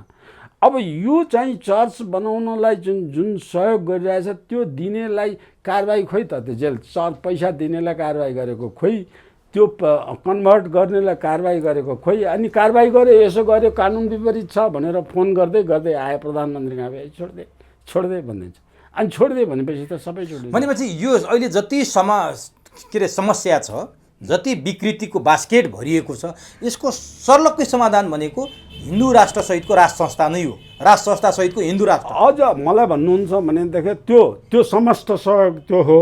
त्यो एउटा त्यो भएपछि एउटा के भने मान्छे वाचडग आकाशमा एउटा कोही बसेको छ, यहाँ गल्ती गर्यो भने देख्छ है भनेर डराउने, अथवा प्रचण्डले भने जस्तो ओज आउँछ, एउटा ओज आउँछ, एउटा डर आउँछ, एउटा कर्मचारीमा पनि घुस खानमा पनि अलि अन्तिम बेलामा त्यहाँ पुग्छ किनभने राजा भनेको त दलको कुनैको हुन्न, पक्षपात गर्ने कुरा। तर हिजो हामीले भोगे होइन र राज संस्था हो, राज संस्था राम राज्य थियो र राम राज्य नै थियो। अहिलेको तुलनामा गर्नुहुन्छ भने राम राज्य थियो। राम राज्यको जति गर्नुपर्ने हो त्यो गर्नमा बिथोल गर्ने त के थियो भन्दाखेरि दुई पटकको कङ्ग्रेसको सधैँभरि युद्ध, महेन्द्रलाई हैरान गरे, वीरेन्द्रलाई हैरान गरे, सशस्त्र युद्ध गरेर काम गर्दा गर्दै ससँग राजाले त आफ्नो र आफ्नो मान्छेलाई भनेर काम गरेको त इतिहासमा त छैन। तर उनीहरू के भन्छन् भने राजाले हैरान गरे, बोल्न पाउने अधिकार भएन, दल खोल्न पाउने अधिकार भएन। तपाईँले भने जस्तो डेमोक्रेसी महेन्द्र र वीरेन्द्रसँग थियो भन्नुहुन्छ, उनीहरू महेन्द्र र वीरेन्द्रसँग निरङ्कुशता मात्रै थियो, हामी डेमोक्रेसीका लागि लड्यौँ र भन्ने कुरा यो चर्चा जति गरे पनि हुन्छ, जति आलोचना गरे पनि हुन्छ। कुरा केबाट यसलाई विश्वास गर्ने हो भने तपाईले व्यवहारमा चाहिँ के गरे भन्ने कुरामा विश्वास गर्ने। नेपाल कस्तो थियो तपाईँ जन्मेकै हुनुहुन्थेन, मलाई सोध्नुहुन्छ भने नेपालमा एक कोरो मोटर चल्ने, एकहोरो दोहोरो मोटर नचल्ने एउटा बाटो, त्यो पनि हेटौडादेखि काठमाडौँको पनि त्यो बाइरोडको बाटो भनिन्छ जुन अहिले हो, बाइरोडको बाटो। म जन्मै पछि बनेको हो, तर मैले आँखाले देखेको नेपालमा बाटो त्यति मात्रै थियो। नेपाली जम्मै इन्डियाको शरणबाट हिँड्नु पर्थ्यो यातायात। नेपालीको प्रति व्यक्ति आय एकदमै कम थियो। बैंक आफ्नो ब्याङ्क थिएन। अब आफ्नो ब्याङ्क थिएन, आफ्नो इकोनोमी थिएन, पार वहन जम्मै इन्डियाको बाट हुन्थ्यो, व्यापार इन्डियाकाबाट हुन्थ्यो, जम्मै इन्डियाको छत्र छायामा चलिरहेको थियो। त्यसलाई स्वतन्त्र सार्वभौम बनाएर सबैभन्दा ठुलो कुरा त त्यो नेपाललाई रुसलाई भिटो, इन्डियाको रुससँग सम्बन्ध भएको भिटो 3 पटक भिटो लाएर नेपाल सार्वभौम स्वतन्त्र छैन, इन्डियाको एउटा स्टेट हो भनेर रुसलाई युएनओमा भिटो लाउन लाएर 3 पटक भिटो लाउनलाई नेपाललाई युएनओको मेम्बर हुन नदिने त्यही इन्डिया होइन। अब यहाँ चाहिँ त गएर राजा महेन्द्रलाई त मारिएको हो भन्नुहुन्छ भने मैले त स्पष्ट मारिएको। के हो खासमा दियालो बङ्गलाको? त्यो अहिले त लेखहरू आउन थाले, भारतीय चिकित्सकहरू आएर उपचार गर्दै थिए अरे, राजा महेन्द्र मर्दा राजा महेन्द्रको टाउको विदेशीको चाहिँ के अरे खुट्टामा काखमा थियो अरे भन्ने कुराहरू सार्वजनिक हुन थाल्छ। के थियो यो वास्तविक? हो, धेरै ठाउँमा धेरै तरिकाले व्याख्या भएछ। राजा महेन्द्रको एउटा रोग थियो, त्यो हार्ट एट्याक भएको, त्यो एउटा रोग चाहिँ राजा महेन्द्रकै रोग हो, जो त्यहाँ त्यसभन्दा धेरै पहिले चितवनको मृत्यु हुनुभन्दा धेरै पहिले त्यहाँ टिकापुरमा भएको। अब त्यो टिकापुरमा भएकोलाई मैले रोगै मान्छु। अब मेरो विवेक प्रयोग गर्ने कुरा हो, किनभने आँखाले मैले पनि देखेको छैन। अब त्यहाँ सार्वजनिक रूपमा सरकारी माध्यमबाट पनि कुनै कुरा सार्वजनिक भएको छैन। अब राजाको कुरा के हुन्छ भने सार्वजनिक नहुनलाई राजा ज्ञानेन्द्रले गद्दी छोड्नै नपर्ने, कुनै गल्ती नै नगरिकन राजसत्ता र क्रिस्चियन मिसनको भरमा मरेको सांसदलाई पुनर्स्थापन गरेर हटाएपछि तपाईलाई हटाएको भए अथवा कांग्रेसको नेतालाई कसैलाई हटाए भए कोही अदालतमा जान्थ्यो, कोही मुद्दा गर्थ्यो, कोही झगडा गर्थ्यो, कोही जुलुस गर्थ्यो, सडकमा उतार्थ्यो, गद्दी छोड्दैन थियो, अनेक किसिमको कुराहरू चाहिँ लिएर आउँछन्, त्यो किसिमको हुन्थ्यो नि त। तर राजा भएपछि ऊ अन्यायमा पर्यो, उसको विरोधमा षड्यन्त्र गर्यो, उसलाई चाहिँ अन्यायमा पर्यो भनेर न्याय दिने को हो भने जनता हो। राजालाई न्याय दिने जनता पार्टीले अहिले भन्नुहुन्छ। अघि तपाईँले सोध्दै हुनुहुन्थ्यो कि मलाई चाहिँ यहाँ त्यो बेला बोल्ने अधिकारै छैन। अहिले बोल्ने अधिकार छैन, यथार्थ कुरा पो हेर्नु पर्यो त। अहिले तपाईँ पार्टीको विरुद्धमा बोल्न थाल्नुभयो कहीँ पनि भने त्यसले तपाईँलाई पदमा भए निकाल्छ, जागिरमा भए निकालिदिन्छ, तपाईँलाई नचाहिने मुद्दा लगाइदिन्छ। यस्ता मुद्दा नेपालमा अहिले सयौँ मुद्दा छन् जुन पुलिसले मोटरसाइकलमा लागु पदार्थ हालेर पुलिसले खोल्टीमा हालिदिएर मुद्दा नचाहिने मुद्दा चलाइदिएछ। कयौँ आफूले भनेको जस्तो नगर्ने डक्टरहरूलाई मुद्दा लागेछ, इन्जिनियरहरूलाई मुद्दा लागेछ। त्यस्तो गर्दा गर्दै आर्मीमा समेत त्यस्तो मुद्दा लगाएर हेर, आर्मीमा चाहिँ 28 महिना जेल पल्यो एउटा निरपराध 2 जना मान्छे। एक किसिमको अहिलेको शासन यसलाई तपाईँले चाहिँ बोल्ने प्रजातन्त्र भन्नुहुन्छ, त्यसलाई वाक स्वतन्त्रता भएको भन्नुहुन्छ। मैले झन् बोलिरहेछु, किन बोलिरहेछु भने म अहिले पदमा जागिरै छैन, जागिर छोडेर बसिरहेको छु घरमा चाहिँ। त्यसकारण म घरबाट बाहिर निक्लन्न, म बाहिर कुनै बेला कुटेर मार्छन् भन्ने कुरा। मलाई यो कोठामा यही घरमा आएर मान्छेले चाहिँ गोली लिएर मलाई मार्न 2 पटकसम्म मान्छे आइसकेका छन्। त्यसलाई प्रजातन्त्र भन्नुहुन्छ? म स्वतन्त्र रूपले आफ्नो विचार व्यक्त गर्न पाएको भन्नुहुन्छ? यो मैले बोलेको तपाईँले प्रसारण गर्नुभयो, सकेसम्म ठाउँ पाएसम्म तपाईँलाई चाहिँ त्यसले दिँदैन नि। तपाईँको सञ्चार मन्त्रीलाई त्यसलाई प्रजातन्त्र भन्नुहुन्छ? सञ्चार अहिले एमसीसीको विरोध गरेको नाउँमा गृह मन्त्रालयको विज्ञप्ति त हेर्नु भएको छ नि तपाईँले। एमसीसीको विरोध गर्नेहरूलाई अब जेल हाल्नेसम्मका कुरा आइसक्यो। हेर्नुहोस् त हामी कहाँ छौँ? डेमोक्रेसीको त्यसलाई प्रजातन्त्र, त्यसलाई वाक स्वतन्त्र, प्रजातन्त्र स्वतन्त्र भन्छ, जनताको स्वतन्त्रता भन्नुहुन्छ त त्यसलाई? अब यो चाहिँ तानाशाहीको कुरा गर्नुहुन्छ भने पञ्चायत कालमा केही पनि जम्मै स्वतन्त्रता थियो। म पञ्चायत कालमा हुर्केको मान्छे हो, पञ्चायत बिहोरेको मान्छे हो। पञ्चायतमा सुरुको बेलामा कलेजमा पढ्दाखेरि पञ्चायत कालमा मैले पनि पञ्चायतको यस्तो विरोध थुप्रै गर्थेँ। म विरोध गर्ने, म युनियनको मेम्बर हो, म कम्युनिस्ट हो, पहिले साम्यवादी नै मान्छे विद्यार्थी कालदेखि म। तर आज पञ्चायत मनपर्छ तपाईँलाई? आज तपाईँलाई त्यही पञ्चायत मन परिरहेको? मैले त देखेको छु नि, मैले राणा शासन पनि देखेको छु, राणा शासन पनि भोगेको छु। मैले चाहिँ 7 साल 15 सालको दलीय व्यवस्था पनि भोगेको छु। अनि 15 सालको चुनावमा पनि मैले पार्टिसिपेट गरेको छु, जम्मै किसिमको चुनावको गतिविधि देखेको छु। मैले त्यसैमाथि गएर पञ्चायत व्यवस्था गर्ने सबै किन आयो, पञ्चायत व्यवस्था बिपीको चुनाव पछिको विरोध किन भयो, त्यो सबै आँखाले देखेको छु। मैले सबै कुरा देखाएको छु, भोगेको छु। र आजको बहुदलीय व्यवस्थामा मैले यो बहुदलीय व्यवस्था पक्षमा भोट हालेको मान्छे हो। तर आज यही कुरा तपाईँलाई मन परिरहेको? मलाई किनभने मैले जे अनुसार बहुदलीयले गर्छ, जे अनुसार चाहिँ प्रजातन्त्रले गर्छ भनेर मैले राजनीति शास्त्र पढेको हो, राजनीति शास्त्रमा पिएचडी गरेको मान्छे हो। मैले जे बुझेर पढेको थिएँ त्यो बुझेर पढेको त बेकारको कुरा, त्यसको ठिक उल्टो शासन भयो। गर्न नहुने काम मात्रै गरे, गर्न हुने काम केही पनि गरेन। अलिकति डिटेल भयौँ हामी त्यो राजा महेन्द्रको मृत्युको बारेमा। तपाईँ अब यो मैले पनि तपाईँले सुने जस्तै सुनेको, मलाई जहाँसम्म लाग्छ राजा महेन्द्रले पूर्व पश्चिम राजमार्ग बनाउँदाखेरि सबभन्दा ठुलो विरोधी इन्डिया थियो। त्यसबेला इन्दिरा गान्धी राष्ट्रपति प्रधानमन्त्री थिइन्। अब त्यो बेलामा मैले सुनेको अनुसार त्यो इन्डियालाई पाच्छे थिएन। किन इन्डियालाई पाच्छे थिएन? 2-3 कारण। आर्थिक रूपले नेपालमा चाहिँ जति उत्पादन हुन्छ सबै इन्डिया जान्छ। इन्डियामा प्रोसेस भएर नेपालमा आएर नेपालमा बिक्री हुन्छ।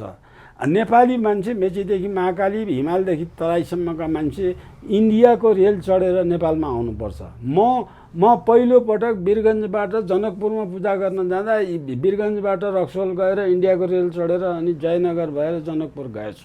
म आफै गएछु। म झापा जाँदा इन्डियाको रेल चढेर, म जाहिर खाएर झापा जाँदा इन्डियाको रेल चढेर गएछु। आफ्नै देशमा विदेश भएर नेपाल विदेश भएर जानुपर्छ। अब त्यो किसिमको कुराबाट त्यो मात्रै होइन, नेपालका जम्मै कच्चा पदार्थ इन्डियाका चाहिँ फ्याक्ट्रीका सामग्री हुन्छन् अनि त्यो सामान नेपालमा किन्नुपर्ने बाध्यता हुन्छ। नेपालमा वीरगन्जमा मिल बनाएर मेचीको सामान ल्याउने अथवा चाहिँ दार्चुलाको उताको सामान वीरगन्जमा ल्याएर बनाउने पद्धति थिएन। त्यो पछाडिपट्टिको पाटो, त्यो मान्छे हिँड्ने ट्राभल गर्ने मात्रै कुरा होइन, यसको आर्थिक पक्षको पाटो धेरै ठुलो थियो। अब त्यो कुरा बुझेर 15 सालको बीपीको विरोधमा यो पूर्व पश्चिम राजमार्ग पनि जोडिएको छ।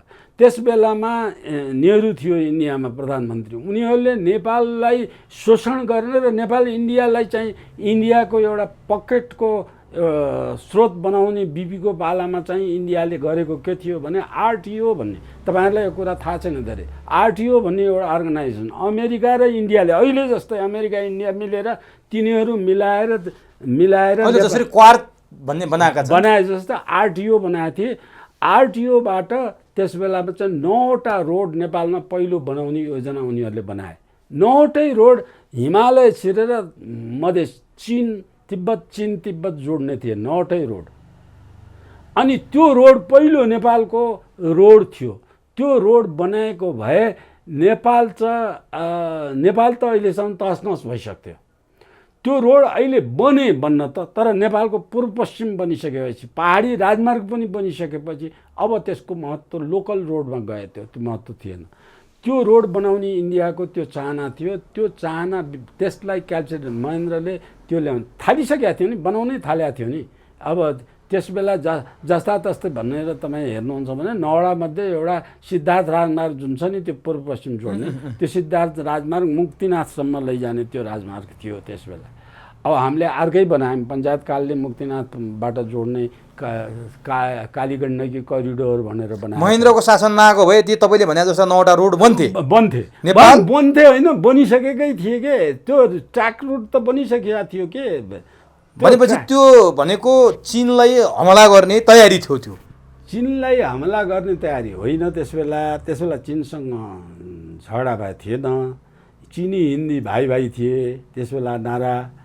अब चिनी हिन्दी भाइ भाइ भएको बेलामा नेपालको इन्डियाको व्यापार चीन त अहिले जस्तो विकसित त थिएन नि त। इन्डियाको व्यापार चीनसँग गर्ने, चीनलाई अमेरिकाको स्वार्थ, अहिलेको एमसिसीको स्वार्थ जस्तै चीनलाई आक्रमण गर्ने लन्चिङ प्याड नेपाललाई बनाउने स्वार्थ थियो। त्यसबाट ती बाटोबाट इन्डियाको स्वार्थ व्यापार गर्नु थियो। नेपालको कच्चा पदार्थ सबै इन्डियाको मोनोपोली हुने अनि त्यसलाई व्यापार गरेर तिब्बत पठाउने, चीन पठाउने, यस किसिमको रणनीति यिनीहरूले बनाएको थिए। अब त्यसमा पूर्व पश्चिम राजमार्ग बनाएको इन्डियालाई पश्चिम मात्रै थिएन। मलाई सुनेको मतलब इन्दिरा गान्धीले मेरो स्वीकृति नलिकन बोर्डरमा किन भने, अब यहाँ चाहिँ बोर्डरमा एउटा अन्तर्राष्ट्रिय कानुन के छ भने बोर्डरको सर्टेन लिमिटमा यतापट्टि बनाउँदाखेरि एउटा देशले बनाउनु पऱ्यो भने अर्को देशको स्वीकृति लिनुपर्छ। या पानी, नहर, कुलो, सडक यस्तो बनाउनु पर्ने बेला त्यो नियमको आधारमा भनियो भने पूर्व पश्चिम राजमार्ग चाहिँ पूर्व पश्चिम राजका त्यो नियममा पर्दैन। किनभने एभरेजमा इन्डियाको बोर्डरदेखि 30 किलोमिटर 40 किलोमिटर टाढा छ। अब अर्को चाहिँ इन्डियाको स्वीकृति लिनुपर्ने भने महाकाली र मेचीमा मात्रै पुगेर जोड्ने बेला हुन्छ। त्यस्तो कुरामा हेर्नुहुन्छ भने इन्डियाले बोर्डरमा चाहिँ बनाएका सबै रोड नेपालको कुनै पनि स्वीकृति नलिइकन गत साल त उद्घाटन शिलान्यासै गरिसक्यो हाम्रै भूमिबाट। त्यति मात्र होइन, नेपालभित्र आएर पनि गराइसक्यो। माने यो चाहिँ मिछा प्रवृत्ति इन्डियाको भएकोमा चाहिँ सायद अब महेन्द्र नभएको भए इन्डियाले पेलै हुन्थ्यो। महेन्द्रले पहिलो यो पञ्चायत व्यवस्था लिएर आउनलाई एक नम्बर कुरा नेपाली जनताले कङ्ग्रेसको शासन रुचाएका थिएनन्। अब यहाँनिर राजनीति तपाईँहरू सञ्चार माध्यमले बुझ्नुपर्ने कुरा के पनि हो भने किन बुझाएको थिएन भन्दा नेपाली जनताले 109 सांसद भएको त्यस बेलाको सांसदमा 2/3 मत सांसद नेपाली काङ्ग्रेसका थिए। 2/3 मत थियो, जे पनि निर्णय गर्न सक्ने अवस्थामा त्यो नेपाली काङ्ग्रेस थियो। तर 2/3 सांसद हुनलाई भोट नेपाली काङ्ग्रेसलाई भोट खसालेको सक्कली भोट कति थियो भने 33% मात्रै थियो। बुझ्नुभयो नि, जनताले हालेको भोट 33%, सांसद चाहिँ 2/3। अनि त्यो 15 सालको यथार्थ कुरा काङ्ग्रेसले बुझेर बजाउँछ, सञ्चारकोले नबुझेर राजाले कु गरे भन्छ। त्यो गलत कुरा हो। राजाले एक त कु गरेकै होइन, संविधानको धारा चलाएको। के भयो त वास्तविकता? संविधानको धारा चलाएको। धारामा चाहिँ त्यो यो भयो भने इमर्जेन्सी घोषणा गर्ने भन्ने संविधान छ। घोषणा गर्ने अधिकार राजालाई दिएछ 15 सालको संविधानले। त्यो राजाले त्यही धारा लगाएर सङ्कटकाल घोषणा मात्रै गरेको हो नि। त्यस्तो जरुरी के थियो र सङ्कटकाल घोषणा गर्नुपर्ने? जरुरी बिपी कोइरालाले एउटा सामान्य घर होस्, एक हल गोरु होस्, अलिकति गरी खाने खेतबारी होस्, त्यही नै हो सुखी नेपाली भनेर झन् त्यस्तो। बिपी कोइरालाले भनेको कुरा, बिपी कोइरालालाई मात्रै तपाईँले चाहिँ अघि नेताहरूको नाउँ लिएको जस्तो बिपी कोइरालाले लिनुहुन्छ भने बिपी कोइराला नास्तिक हो, तर आर्थिक रूपमा उसले यो गराउन चाहेको थियो। समाजवाद, बिपी कोइरालाको समाजवाद, उसको घर बराबरी सबै नेपालीको घर बनाउँछु भन्ने थियो। त्यो ठिक हो है। त्यो कुरालाई मैले बिपी कोइरालाको त्यो कुरालाई मान्छु। तर गलत के भएको थियो त्यति बेला? गलत के भयो भन्दाखेरि बिपी कोइरालाले मात्रै पार्टी त चलाएको थिएन, पार्टीभित्र त अरू धेरै मान्छे थिए। अहिलेका यी डाँगा सबै थिए त्यसमा। तिनीहरूले बिपी कोइरालामा त्यो भित्र एउटा कुरा बिपी कोइरालाको सरकारले के भने एकैचोटि 300 गुणा कर बढायो हरेक क्षेत्रमा। त्यसबेला 1 रुपियाँ 2 रुपियाँ 1.5 रुपियाँ भन्दा करको 20 रुपियाँ पनि 15 रुपियाँ पनि भएर एक घरको कर 1 रुपियाँ 2 रुपियाँ 3 रुपियाँ भन्दा बढी थिएन। तर बिपी कोइरालाको पालामा जग्गाको कर पनि त्यो 3 रुपियाँ जतिको जग्गाको कर करिब 50, 60, 70 रुपियाँ पुर्यायो। त्यसरी देशभरिमा सबै कर त्यही अनुपातमा कर बढाए। अब त्यो बेलादेखि करसित जनता असन्तुष्ट थिए। असन्तुष्टको जम्मा दुईटा कारण। एउटा कारण कर प्रणाली थियो, अर्को कारण के थियो भने यो चाहिँ नेपाली काङ्ग्रेसको एउटा यो युवा मोर्चा के भन्छ, तरुण दल भन्ने नेपाली काङ्ग्रेसको तरुण दल थियो। माथि बस्नेको बुद्धि नभएका, काङ्ग्रेसमा त त्यही बेला राजनीतिमा लागेन त क्यालकुलेसन नगर्ने, त्यो कति जनताले भोट हाल्यो भने 33% मात्रै भोट हालेछ, 66-67% त विरोधमा छ नि त। त्यो बुझेनन्। अनि उनीहरूले के गरे त्यहाँबाट भन्दाखेरि 2/3 मत आएपछि हामीले जे भन्यो त्यही गर्ने भनेर चाहिँ त्यो तरुण दलले नेपालभरि के अभियान चलायो भने सबै घरमा गएर कङ्ग्रेसको सदस्यता लिनुपर्ने, कङ्ग्रेसको सदस्य लिएन भने घरमा आगो लगाउने, पोल्ने, छोराछोरीलाई बलात्कार गर्ने, के मात्रै नराम्रा काम सबै गरे। त्यही भएर त्यति बेला तेरो घरमा काङ्ग्रेस पसोस् भनेर गाली गर्ने। त्यही बेलाबाट घरमा काङ्ग्रेस पसेपछि त्यो किसिमको हुन्छ भने त्यसलाई प्रजातन्त्र मान्नुहुन्छ तपाईँ? कति अप्रजातान्त्रिक थियो भने तपाईँको इच्छा विरुद्ध तपाईँको कङ्ग्रेसको सदस्य लिन नचाह्यो भने घरमा सबभन्दा ठुलो विद्रोह नुवाकोटबाट सुरु भयो। नुवाकोट त जम्मै उठेर काठमाडौँ आएको थियो। त्यसबेला नारा लगाएर जिन्दाबाद मुर्दाबाद गर्ने चलन थिएन, बनिसकेको थिएन अहिलेको जस्तो। त्यसबेला यो लैनचौर यहाँ इन्डियन ब्रिटिस एम्बेसीदेखि यो उसम्म त्यो क्याम्पस त्रिचन्द्र होइन, अस्कल क्याम्पससम्म चौर थियो। यो यसमा कुनै घर सर केही पनि थिएन, खाली चौर थियो। त्यो लैनचौर भनेको त्यो पुरै चौर हो। त्यो चौरमा टन्नै चौरभरि मान्छे आएर राजा न्याय पाऊँ भनेर राजातिर फर्केर हात जोडेर बस्थ्यो दिनभरि। यहाँ म त विद्यार्थी थिएँ त्रिचन्द्र कलेजमा, आँखाले देख्नु भएको छ, आँखाले देखेको कुरा मैले। अब यहाँ त्यस्तो गरेर गोर्खामा चाहिँ कङ्ग्रेसले यो अत्याचार गर्यो भनेर गोर्खामा चाहिँ यो योगी नरहरिनाथले चाहिँ भाषण गरेर हिँड्दा योगी नरहरिनाथलाई गोली हान्ने पड्काउने किसिमको कुरा गरेर त्यसलाई गरे। त्यो योगी नभएर जोगी मात्रै भएको भए त्यसलाई मार्थे तिनताका। अब उनलाई चाहिँ गएर आतङ्क यति मचायो कि कङ्ग्रेसको विरोधमा बोल्यो कि त्यसलाई त्यो टोल्यो, त्यो गयो। बिपी कोइराला त्यत्रो डेमोक्रेसीका कुरा गर्ने, प्रजातन्त्रको कुरा गर्ने, समाजवादीको कुरा गर्ने, बिपी कोइरालाले यो कुरा थाहा पाएको थिएनन्? अब थाहा पायो होला, अब गाली पनि गरे होला, बिपी कोइराला कार्यकर्तालाई गाली पनि गरे होला, थाहा पनि पायो होला, अर्थात् पनि दियो होला। त्यो अर्को बाटोबाट पनि हेरौँ न, काङ्ग्रेसलाई सकाउनलाई, काङ्ग्रेसको नकारात्मक कुरालाई उजागर गरेर काङ्ग्रेस सक्नलाई गर्दा पनि हुनसक्छ नि त्यो, कि नेतृत्वले नथाहा पाएको हिसाबले त्यो सम्भावना थियो होइन? त्यो सम्भावना होइन, त्यो चाहिँ काङ्ग्रेसी स्वयं काङ्ग्रेसीहरूले नै गरे, स्वयं काङ्ग्रेसीहरूले गरेका हुन्, काङ्ग्रेसले गरेका, काङ्ग्रेसका विरोध त्यस बेला अहिलेको जस्तो षड्यन्त्र विदेशी पैसा थिएन, क्रिस्चियन आएका थिएनन्, र पनि जन्मेकै। तर बिपी कोइरालालाई पनि एउटा धर्मको हिसाबले पशुपतिको शिवलिङ्ग उठाएर फाल्नुपर्छ भन्ने, पशुपति नै भत्काउनुपर्छ भनेर शिवलिङ्ग उठाएर फाल्नुपर्छ त भनेको होइन। बिपी कोइरालाले चाहिँ क्रियापात नगर्ने, आफ्नो क्रिया नगर्ने, आफूले पनि कसैको क्रिया नगर्ने, अनि यो रूढिवादी हो, धर्म किसिमको। ऊ क्रिस्चियन भएर होइन, हिन्दूभित्रै विद्रोही हो, हिन्दूभित्रै विद्रोही हो, सुधारवादी भनौँ न। अब कसको इन्डियामा नि कयौँ छन् नि त्यस्ता, हिन्दूमा सुधार गर्नुपर्छ भन्ने, सुधार चाहिँ उग्र चरमपन्थीमा गएर उसले बोल्न क्रान्तिकारी देखिन खोज्ने, उसले बोल्न नहुने कुरा के बोलेको छ भने पशुपतिलाई म्युजियममा ल्याएर राख्नुपर्छ भनेको छ। त्यति हो उसले भनेको ऊ पशुपतिमा जाने होइन, पूजाआजा गर्ने पनि होइन, धर्मकर्म गर्ने पनि होइन। अब त्यो नास्तिक हो। भनेपछि काङ्ग्रेस धार्मिक पार्टी हो कि धर्मनिरपेक्षतावादी पार्टी हो? पहिला धर्मनिरपेक्ष। बिपी कोइरालादेखि कृष्णप्रसाद भट्टराईले पहिलो 47 सालको आउने बेलासम्म कृष्णप्रसाद भट्टराईले नि धर्मनिरपेक्षताकै कुरा गरेर हिँड्यो। तर पछि त कृष्णप्रसाद भट्टराई धार्मिक भए होइन? धार्मिक त हुन्। कृष्णप्रसाद भट्टराई कस्तो भने तपाईँहरूले बुझ्नुपर्ने कुरा के भने ऊ गीताको भक्त हो, धर्म हिन्दू धर्मको हो। तर जनता, राजनीतिक दृष्टिकोणले जनताले जे चाहन्छ त्यो लिन पाउनुपर्छ भनेर धर्म छोड्ने। आफू धर्म पुरा धार्मिक हुन्, अब म धार्मिक हुन्, डिक्टेट होइन धर्मका डिक्टेट गर्ने होइन। अब यति भइसकेपछि महेन्द्रले कु गर्नुको कारण अथवा महेन्द्रले संविधानको प्रयोग गर्नुको कारण तपाईँले व्यक्त गर्नुभयो। यदि महेन्द्र रहस्यमय तरिकाले 28 सालमा नबितेको भए के हुन्थ्यो नेपालको अवस्था? हेर्नुहोस्, महेन्द्र त्यस्तो चान्चुने मान्छे होइन जसले अड्कल गरेका छन्। तपाईँले भनेको मैले अहिले पनि तपाईँले भन्नुभयो कु गरेकै होइन, मैले सच्चाइ सकेँ। त्यो कु गरेको होइन। महेन्द्रले चाहिँ संविधान परिचालन गरेको मात्रै हो, कु गरेको होइन। संविधानमा लेखेको धारा लगाएको मात्रै हो। त्यो कु गर्यो भने महेन्द्रले चाहिँ गरे, खोसेको तालमा बसेको भात खाइदिए, यो गरे ऊ गर्यो भने कङ्ग्रेसले मात्रै। कङ्ग्रेस जस्तो बेइमान र झुटो बोल्ने अरू कोही पनि छैन जे पनि किसिमको गर्ने। त्यो चाहिँ महेन्द्रले कु गरेका होइनन्। महेन्द्रले 1 पैसा कमाएनन्। महेन्द्रले आफ्नो तलब पनि 1 रुपियाँ पनि उनले महेन्द्रले पाउने जुन त्यस बेला 2-4 हजार 10-8 हजार होला राजाले पाउने, त्यो पनि कहिले लिएनन्। त्यो सब। तर बिपीको पनि यो कुरा आउँछ कि आफ्नो तलब घटाए प्रधानमन्त्री हुँदा बित्तिकै।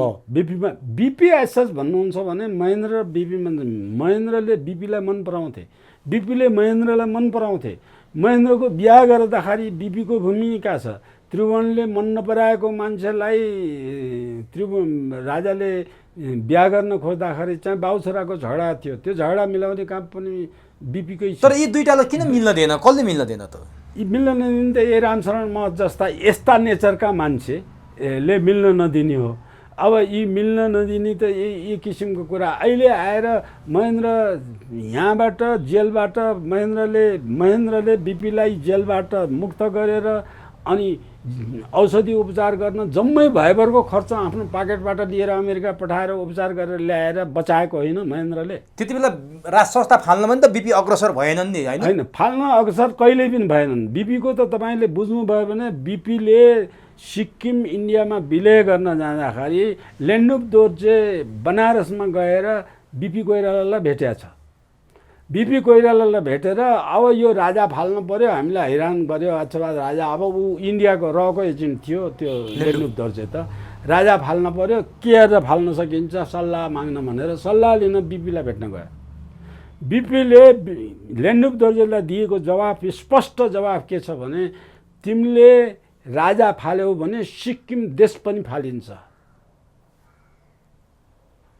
यो जवाफ दिएका थिए। त्यो भनेको मतलब नेपालमा आएर मेलमिलापको वातावरणको कुरा आइसकेपछि बिपी कोइरालाले के भन्यो भने राजा सक्रिय हुने होइन, संविधान अन्तर्गत संवैधानिक राजा भएर बस्ने, राजाले प्रजातन्त्रको संरक्षण गर्ने, शासन जनताको सरहले गर्ने, राजा नभए भने देश रहन्न। नेपालमा पनि बिपीले बार भनेको देश सुरक्षित राख्न राजा चाहिन्छ, राजाले सक्रिय राजनीति गर्न हुन्न। त्यसो भए तिनै बिपीका भाइ गिरिजाप्रसाद कोइरालाको नेतृत्वमा राजा फालियो, तिनै बिपीले बनाएको काङ्ग्रेस राजा फाल्न अग्रसर भयो। यो कहाँ के मिलेन कि बिपीको भाइ गिरिजाप्रसाद कोइरालामा नेपालीपन थिएन? यहाँ नमिलेको कुरा बिपी मर्नु त्यति हो, अरू केही कुरा होइन। बिपी मर्नु नै त्यो कारण हो। तर गिरिजाप्रसाद त बिपीले गिरिजाप्रसादले बिपी छँदैखरि बिपीलाई भनेको जा चिया लिएर आयो भनेर चाहिँ ढिलो गर्यो भने त चाहिँ राजनीतिमा लाग्ने मान्छे होइन, त हवलदार हुने, तेरो पद पुलिसमा हवलदारभन्दा माथि हुन सक्ने योग्यता छैन, हवलदार भनेर चाहिँ तोकेको। ऊ एसएलसी भन्दा पढाएको छैन, एसएलसी पनि के गरेको छ, उसको बिहा पनि त्यस्तै वाहियातको, उसको चरित्र पनि वाहियात छ, ऊ कुनै पनि बुद्धि भएकै होइन भने अघि बिपीलाई गिरिजालाई ठडाएर नेपालको अर्थतन्त्र भाँडभैलो गर्ने अमेरिकन भाँडभैलो लिएर आउने रामशरण महतो हो नि। बिपी त लट्ठक हो नि, यो गरे हुन्छ, यो गर्ने भने जे ल्याए त्यही सदर गर्ने हो।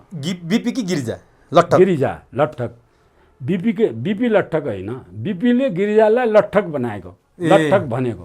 अब जाउँ, यस्तो स्थितिबाट बिपी मरेपछि जुन भयो, त्यसपछि गिरिजाप्रसाद कोइराला निरन्तर नेतृत्वमा आए, उनकै नेतृत्वमा देशमा यो भयो, गणतन्त्र आयो, राज संस्था गयो, सबै विकृति विसङ्गति भयो।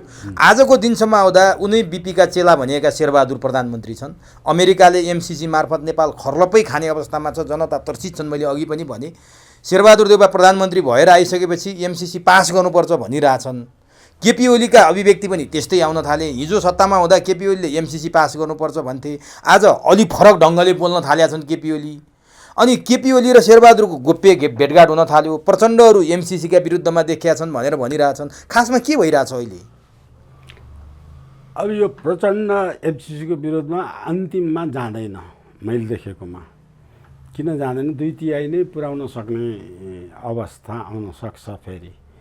किन जाँदैन भने प्रचण्ड एमसिसीको विरुद्धमा गयो भने प्रचण्डलाई हेगमा मुद्दा चलाइदिन्छ अमेरिकाले। इन्डियाको पक्षमा गएन भने पनि मुद्दा चलाइदिन्छ, अमेरिकाको पक्षमा गएन भने पनि मुद्दा चलाइदिन्छ, हरेक कुरामा चाहिँ। अब यस्तो धारमा खुट्टा टेकेर हिँडेको छ प्रचण्ड, बाँचेको छ कसोसम्म। प्रचण्ड चाहिँ एक किसिमको 6,000 7,000 मुद्दा छ। अब 30-40 लाख नेपालीलाई प्रभाव पारेको नेपालीको रिस छ, ईर्ष्या छ। 12 लाखभन्दा नेपाली घरबारबिन घर छोडेर काठमाडौँ सहरतिर पसेर कङ्गाल पुटिटाङ भएछन्।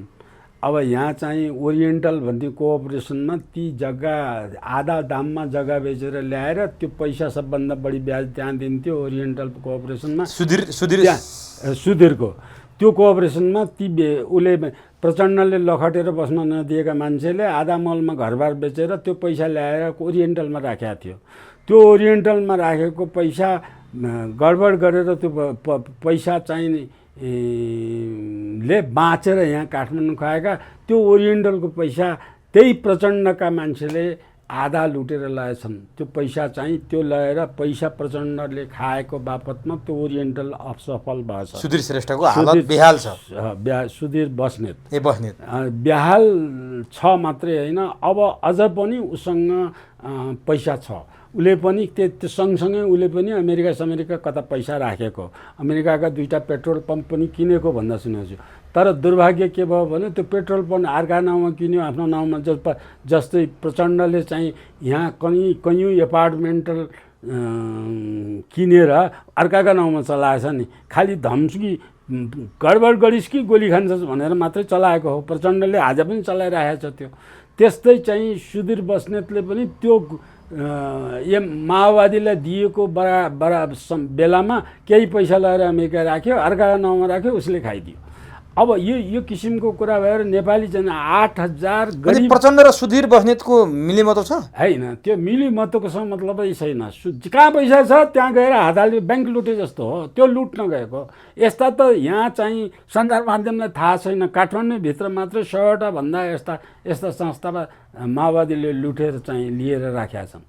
उसलाई पनि लुट्न दिने, अहिले सबैलाई लुट्न दिने। लुट्न सिकेको त माओवादी हो नि। कङ्ग्रेसबाट एमाले लुट्ने त यिनीहरू माओवादीबाटै सिकेका हुन् नि। माओवादी त नाइके हो नि, यो लुट्ने, कालाधन जम्मा गर्ने, व्यापार गर्ने, के मात्र गर्ने यिनीहरूले। इन्डियाको चाहिँ रहसँग मिलेर इन्डियाको चाहिँ रक्तचन्दन नेपालको बाटो भएर तिब्बतमा पुर्याएर अरबौँ रुपियाँ कमाउने, नेपालको यासा गुम्बा लुटेर यासा गुम्बा लगेर किनेर चाहिँ त्यसको व्यापार गर्ने वर्ल्डभरिमा चाहिँ के मात्र काम गरेका छन् यिनीहरूले। नेपालको वन कोही जान सक्ने, वन विभाग जान सक्दैन, नेपालका ठुल्ठुला सक्कुवाको साल जम्मै काटेर ट्रकका ट्रक इन्डियामा लगेर बेच्न माओवादीले बेचे के मात्र बदमासी गरेनन् र। नेपालको सरकारी जग्गा जम्मै चाहिँ अतिक्रमण गराएर कैयौँ मान्छेलाई चाहिँ बसेर खेतीपाती गराए। त्यसमा सबभन्दा मलाई चित्त दुखेको के, 10,000 बिघा चाहिँ नेपालमा आत्मनिर्भर हुने गरेर कटन उत्पादन गर्नलाई कपास खेतीको लागि खेती गरेको जग्गा माओवादीले बाँडेर त्यो कपास खेती बन्द गराइदिए। अहिले हाम्रो हेटौँडा टेक्सटाइल र बुटबल धागो कारखाना त्यही कपासले सञ्चालन भएर आएको नेपाली कपासले अहिले त्यो बन्द भयो। नेपाली अब दुवै हेटौँडा कारखाना पनि बन्द भयो, बुटबल धागो कारखाना घाटामा गयो। नेपालले सबभन्दा पञ्चायत व्यवस्थाको उपलब्धि, तपाईँले पञ्चायती व्यवस्थामा के नराम्रो थियो के राम्रो थियो भन्ने कुरा, यस्ता कुरा एक एक गरेर केलाएर नेपालमा के थियो के भयो के गरे कसरी गरे त्यो कुरा बुझेर सञ्चार माध्यमले बुझेर त्यसमा ल्याए। अब शिक्षा यस्तो छ कि शिक्षा पद्धति यिनले बनाएको यस्तो छ कि त्यो कुरा बुझ्ने वातावरणै छैन। नेपाल बुझ्ने शिक्षा पद्धति नै छैन। इतिहासमा झुटो कुरा पढाइन्छ, महेन्द्रले कु गरे भन्ने कुरा पढाइन्छ, इतिहासमा लेखिया छ। नेपालको त्यो किसिमको झुटो कुराहरू चाहिँ लेख्ने किसिमको गरे। अब यो एमसिसीकोमा नि प्रचण्डले अन्तिममा पास गर्छन् भन्नुभयो, विरोधी को छन् त एमसिसीको दलहरू? होइन, विरोधी कोही पनि छैनन्। केपी ओलीको भर्सन फेरियो नि, सत्तामा बस्दा एउटा थियो आज अर्को सुनिन्छ।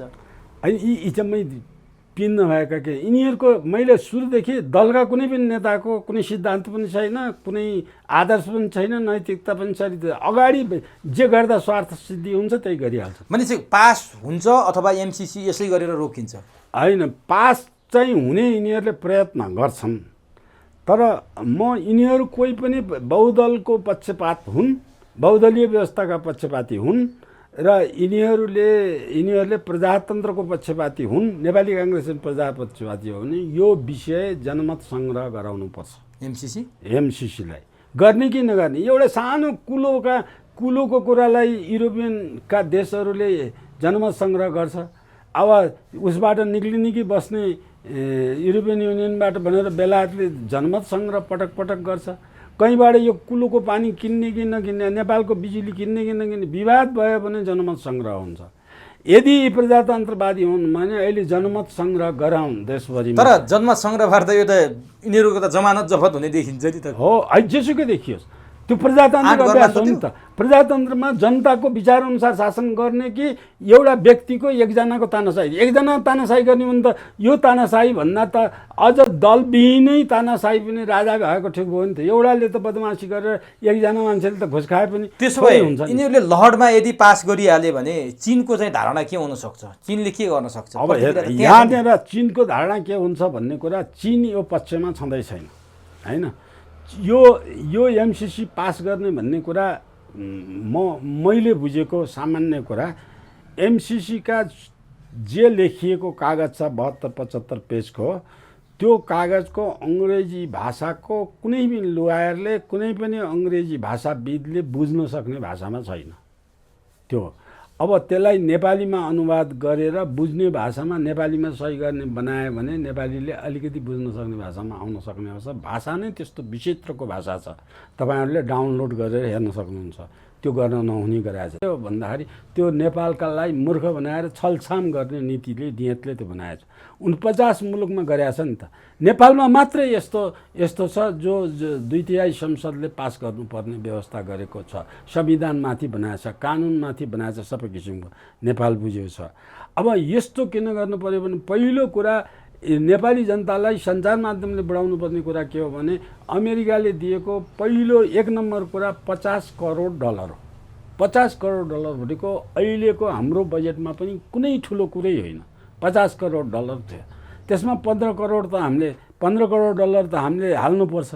त्यो 15 करोडमा अर्को 15 करोड हाल्यो भने त्यो प्रोजेक्ट हाम्रो नेपालीले चलाउनु, नेपाली पुँजीबल चल्छ, अमेरिका यहाँ ल्याउनु पर्छ। किन यसरी रियाल काटेछन् त नेताहरूले? अब रियाल यो कारणले गर्दा पार्टी चलाउन लाउने पैसा दिनु दबावको कारणले उनीहरूले गल्ती गरेका छन् भन्नुहोस् न। ज्यान माराको मुद्दा लागेछ, अब यो मैले भनेको मान्छस् भने तँलाई जेल हाल्दैन, नभए तपाईँलाई जेल हाल्छु भन्ने वातावरणमा यो बल्छी साङ्लो यिनीहरूले समात्छ। अब यो पास भएपछि चीनले चाहिँ सबै जे गर्नु छ चीनले गर्छ, चीनलाई त्यो होइन टुक्राउने गर्दैन।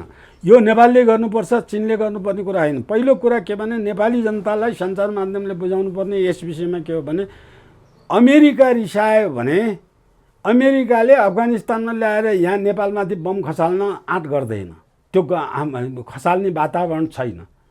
तर चीन रिसायो भने चीनमा त नुन तेल, हाम्रो चीनको नुन तेल रोकिन्छ नि। इन्डिया रिसाउनु र चीन रिसाउनु हाम्रो लागि बराबरी हो। त्यसकारण अमेरिका रिसाएर केही फरक पर्दैन, यसलाई रिजेक्ट गरिदिउ भन्ने हो। रिजेक्ट गर्नु पर्यो, यसलाई रिजेक्ट गर्नु पर्यो। होइन रिजेक्ट गर्नु पनि पर्दैन, विकल्प धेरै छन्। प्रस्ताव राख्नु आँट गर्नु नि। मुटु नभएका, ढङ्ग नभएका, बुद्धि नभएका मूर्खहरू सत्तामा छन्, अनि कहाँ गर्ने? यसमा सबै अमेरिकाले दिएको युएस एड अन्तर्गत अमेरिकाले नेपालमा रोड बनाएछ, सडक बनाएछ, बिजुली सबै बनाएछ नि त युएस एड अन्तर्गत। त्यही युएस एडमा हालेर चाहिँ लिएर आयो, लिन्छौँ नभए लिन्नौँ भन्नु परेन? युएस एड अन्तर्गत अब आउँदैछ नि त फतिमा। होइन फतिमा त यही जे प्रस्ताव गरेछ त्यही पास गराउन आउने हो। त्यो हुन्छ उनीहरू आएपछि?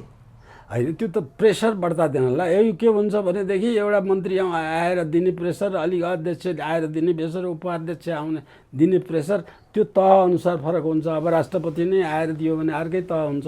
त्यो प्रेसर बिल्ड गराउन आउने हो। अब नेपाली जनताले, नेपालको शासकले बुझ्नुपर्ने एउटा कुरा के मात्रै हो भने प्रजातान्त्रिक अभ्यास हो भने जनमतले मानेन भने, जनताले मानेन भने, जनता मानेन मैले के गर्ने भनेर उम्किनुपर्छ। शेरबहादुर पनि त्यसरी उम्किनुपर्छ। जनताले नमानेपछि होइन, जनताले मानेका छन् भनेर उनीहरूले पास गरे भने के हुन्छ? पास गरे यदि उनीहरूले जबरजस्ती पास गरे भने के हुन्छ? नेपाली जनताले जबरजस्ती पास गरे भने 10-20 जना मान्छे मर्छन्, 10 जना मान्छे मारिन्छन्।